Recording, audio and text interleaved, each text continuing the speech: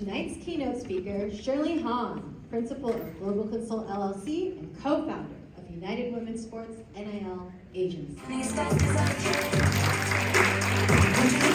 Several years ago, I had the extraordinary opportunity to become the first female general manager to lead a professional ice hockey team. And this team was the first team that ever funded in China. Imagine that. Someone as tiny as I am, leading a team in a country where ice hockey culture was non-existent. The pressure was real. Okay. I had the president of the team, the players, the coaches, all the supporting staff looking to me to lead. And there were no playbooks, no precedents, just expectations. That experience didn't just challenge me, it actually transformed me. And that is why I co-founded United Women's Sports NIL Agency. For those who don't know what NIL stands for, it's name, image, and likeness. We build a platform that elevates women athletes at both professional and college level. Our mission is simple but urgent. Ensure that women athletes not only have a place to play, but actually a future to thrive. We advocate for visibility, equal opportunity, and fair compensation. We connect brands and companies with athletes. We also educate young women about their own rights and their own value in the NIL era. And tonight, I wanted to use this moment for a call to action. Support female athletes. Watch their game, invest in their futures, and share their stories. Because when women, thank you. Because when women in sports rise, they actually inspire generations. Not only on the field, but actually in boardrooms as well as in classrooms. And they deserve nothing less than our support. Thank you.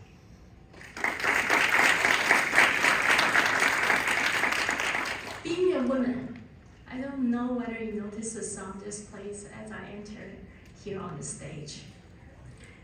But as I was preparing for tonight, the lyric from Taylor Swift kept playing in my head. I'm so sick of running as fast as I can, wondering whether I'd get there quicker if I was a man. Sounds familiar? In the AAPI communities, many of us grow up with expectations, not aspirations. You were either that good girl, praised by all the relatives, or the black sheep that dared to step out of tradition. But you know what? Neither of those roles have defined us. And as I've grown, I've come to realize this. Our identity begins not when we try to meet expectations, but when we becoming who we truly are. Recently, I had a chance to sit down with Dr. Chopra.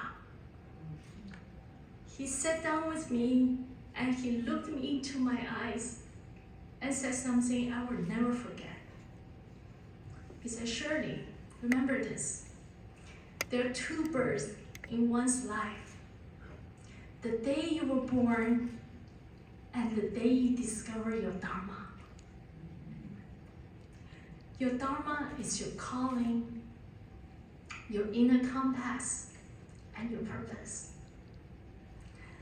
And when I stopped trying to be who I thought I should, and start living into who I am, everything began to align. Now let's talk about entrepreneurship.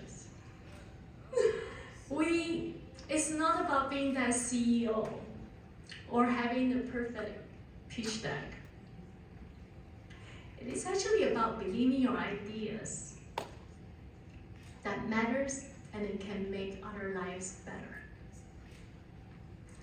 It comes with a lot of trade-offs, loss of sleep, lost time spent with loved ones, but it also comes with rewards, like the meanings, the momentums, and the magics. We have all heard their stories. Here is what's powerful. In 2024, women funded 49% of all new business in the US. And today, there are over 14.5 million women-owned businesses around the country, generating 3 trillion plus revenues and employing over 11 million people. Okay, that's nearly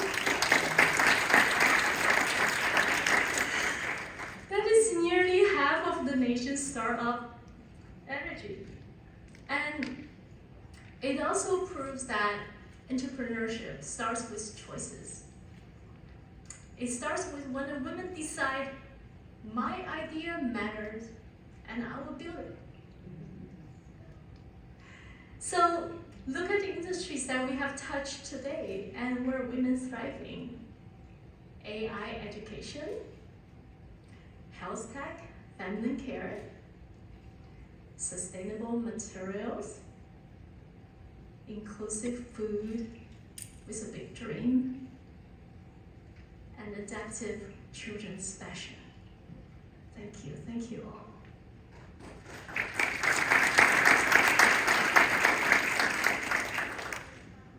To our 5 incredible finalists, you have already inspired us. Each of you took the bold step to make that idea into action. Today, you showed us what passion, purpose, and perseverance look like. You're not just building companies, you're building changes. And thank you for reminding us that.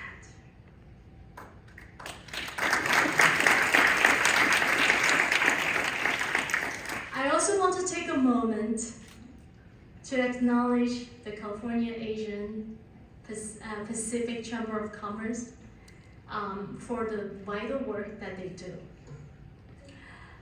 As the AAPI population grows in both economic and political influence, the Chamber ensures that we are seen, heard, and supported. Did you know there are over 722,000 AAPI-owned businesses in California, employing more than 910,000 people? That is not a trend, that is a force. As the next generation leader of a committee of 100, I deeply align with the Chamber's values: community building, leadership development, civic engagement, and cultural preservation. This is how we create generational impact together. I see in all of you the practical visionaries. The women can make 3 ingredients out of a full meal for her family. The ones who make something out of nothing and still have the strength to share it with the others. You are not alone. My own journey has been built on relationships, resilience, and small acts of goodwill that I paid forward without expecting anything in return. And years later, these acts, they come back. as partnerships, opportunities, and blessings I could never predicted. So I'll leave you with this. Be bold, even when it's uncomfortable. Be yourself, because there is only one you. And be an entrepreneur, just not just in that title, but in spirit. Create, compete, and connect. Congratulations to all of you. You have already won the award, and the Trailblazers showed us what Trailblazers are look like. Yes, and let's keep walking forward together. Thank you.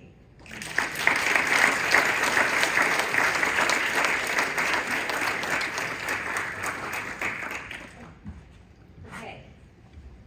Shirley, you need to stay up here. Come here. Where'd you go?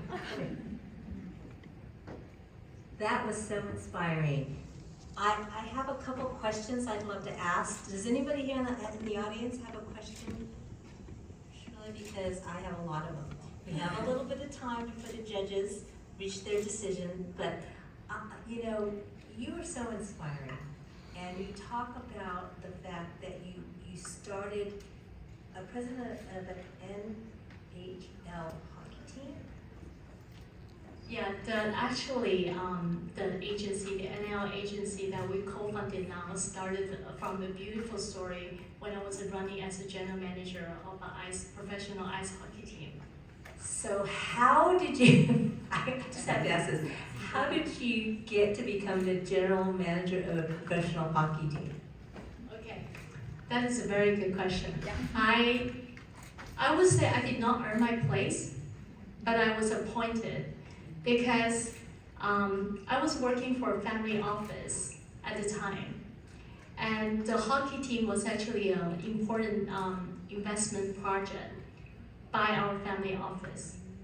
And as my role, I was the chief of staff and the COO of my family office, and I was naturally had to be appointed to oversee this investment.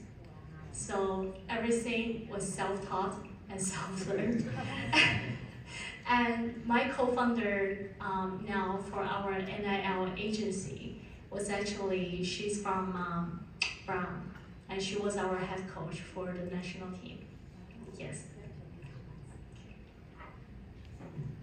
Amazing, right? Always saying, right? Amazing. Thank you so much. What I'd like to, can we get a picture with the finalists? With the, We actually have Can one we more do that? question. oh, we have another question. Oh, here we go. Oh, Hi, good evening. My name's Ruby. A question that I had while you were a general manager of an ice hockey team, what are some skills that you learned, obviously self-taught, at that job that you've taken to other jobs since then?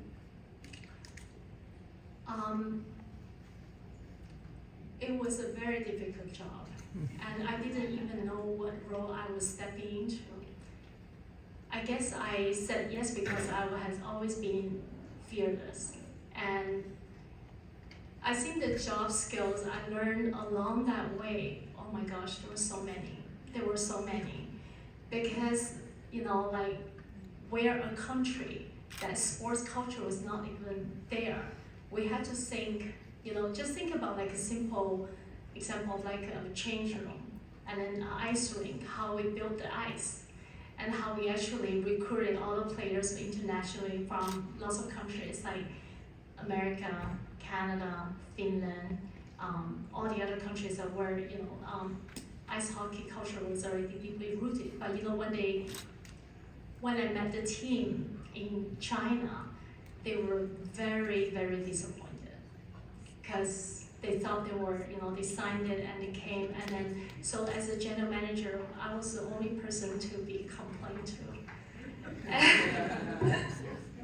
And actually, you know what? In those difficult times, I learned tenderness. I learned how to work and still think under a huge amount of pressure. I think that also, I have that skill and I carry to nowadays. So I truly believe that even till this day, that I can still build something out of nothing. Thank you.